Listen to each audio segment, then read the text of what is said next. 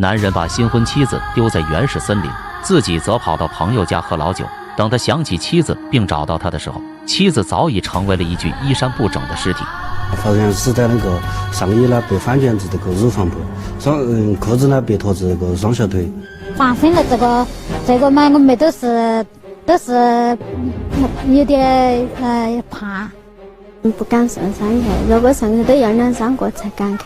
2011年9月15日，云南省大关县天兴镇绿南村村民老韩接到姐夫的飞鸽传书，邀请他去家里做客。于是他牵着马匹，带上妻子刘建兰出发了。出于对长辈的尊敬，这天刘建兰特意换上了一身只有在重大节日才会穿的服饰。这把本就漂亮的她衬托得更加美艳。在姐夫家待了一晚上，第二天中午，返程途中的老韩提出要去买包烟，让妻子步行来小卖部汇合。他骑上马头也不回地走了。